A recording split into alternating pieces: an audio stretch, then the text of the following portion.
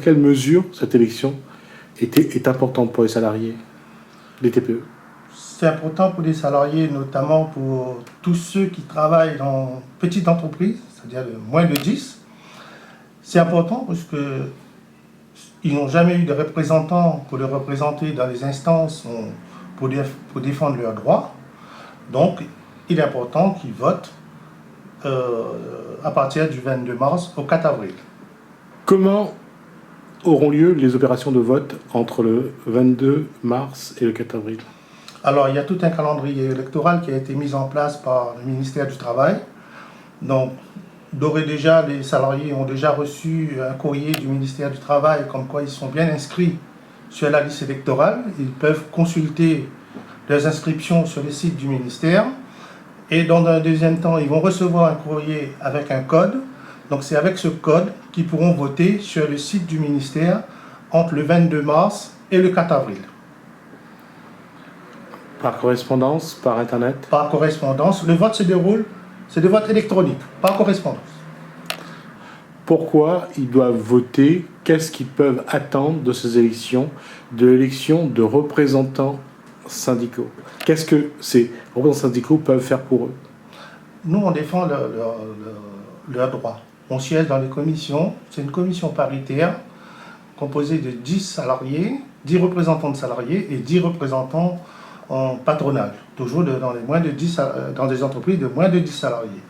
Nous, on défend leurs droits et on facilite aussi, en cas s'il y a un salarié qui est en conflit avec son employeur dans son entreprise, on est là pour essayer de faciliter une conciliation, si c'est possible, ou dans le pire des cas, il y a des tribunaux pour ça.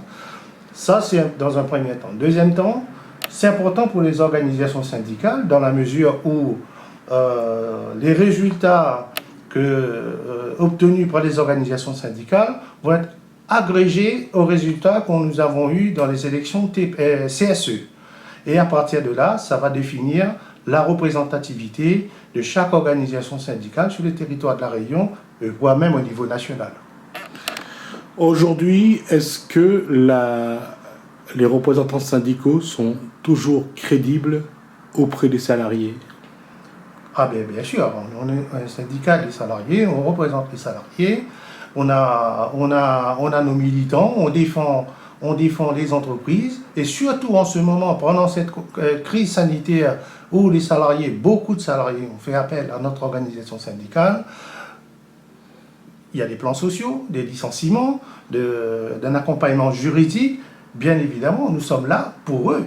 Et ils viennent nous voir, ces salariés, et je peux vous dire, je suis passé un jour ici, vous verrez comment l'accueil ici, on est surchargé avec les salariés, surtout en ce moment qui ont des problèmes. Alors justement, le contexte social se désagrège, se dégrade. Les représentants syndicaux sont de plus en plus sollicités. Est-ce qu'ils se forment aux lois qui évoluent, qui changent, pour bien répondre justement aux attentes des salariés? Vous savez, depuis le Covid, nous avons presque tous les jours des ordonnances du gouvernement qui tombent midi, 14h, le soir, machin, etc. Et nous sommes obligés, nous, en tant que représentants syndicaux, de nous mettre à la page. On est obligés. Et de manière pour pouvoir informer les salariés, nos militants dans les entreprises, pas seulement dans les entreprises de moins de 10 salariés, mais y compris dans les entreprises de plus de 10, là où il y a des délégués. Il faut former ces militants sur toutes ces ordonnances, parce que ces ordonnances, ils ont eu des répercussions sur les conditions de travail des salariés. Qu'est-ce qui explique que parfois le travail des représentants syndicaux sont plus difficiles dans les TPE que dans les entreprises de plus de 10 salariés? Alors, dans les entreprises de plus de 10 salariés, on a des délégués qui représentent les salariés.